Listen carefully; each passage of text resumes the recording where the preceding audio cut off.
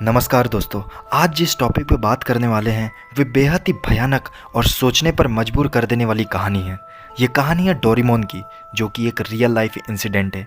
तो आखिर क्या है वो रियल लाइफ इंसिडेंट, ये जानने के लिए वीडियो को पूरा जरूर देखना। तो दोस्तों, ये कहानी की शुरुआत होती है 1994 में।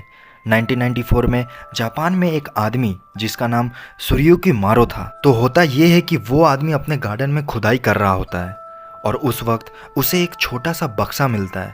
वो इंसान उस बक्से को लेकर अपने घर में चला जाता है और वो उस बक्से को खोलकर देखता है और उस बक्से से कुछ डीवीडीज के सीडीज मिलते हैं। वो सीडी को डीवीडी में लगाकर देखना चाहता था कि आखिर इस सीडी में है क्या, मगर उस वक्त उसके पास वो डीवीडी प्लेयर नहीं था। तो वो सीडी अपने घर पर ही रख लेता है और फिर समय का चक्र घूमता है और करीब 10 साल बीत जाते हैं। वो उस वक्त एक कंप्यूटर भी खरीद लेता है। वो उस कंप्यूटर में सीडी प्ले करने की सोचता है और उस वक्त उसकी नज़र उसी सीडी वाले बक्से पर जाती है। वो सोचता है कि अब तक तो ये सीडी खराब हो चुकी होगी, मगर फिर भी वो एक बार चेक जरूर करता है।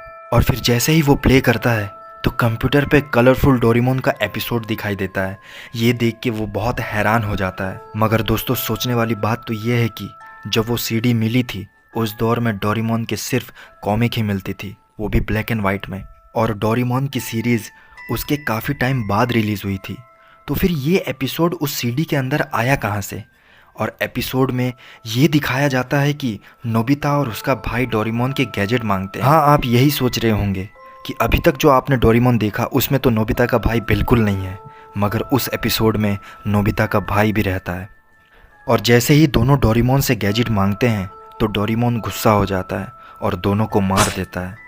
और फिर धीरे धीरे डोरेमोन का गुस्सा और बढ़ने लगता है और फिर वो धीरे धीरे सबको मार देता है। और उसके तुरंत बाद वो वीडियो रुक जाता है और कुछ भी दिखाई नहीं देता। और फिर जब वो आदमी वो सीडी निकालने जाता है तो वहाँ पर वो सीडी भी नहीं होता और वो बहुत ढूंढने के बाद भी वो सीडी नहीं मिलता। और फिर उसकी नज़र बक्से की तरफ पड़ती है, लेकिन वहाँ पर बक्सा भी मौजूद नहीं होता है। उस दिन के बाद उस आदमी के साथ अजीबोगरीब चीज़ें होने लगी।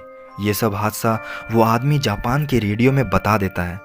रेडियो सुनने के बाद जापान के लोग अजीबोगरीब बातें करने लगे। कोई कह रहा था कि शायद वो बक्सा फ्यूचर से आया होगा, तो कोई और कह रहा था कि हो सकता है कि वो बक्सा श्रापित हो। तो दोस्तों, आपको क्या लगता है कि वो बक्सा आया कहाँ से?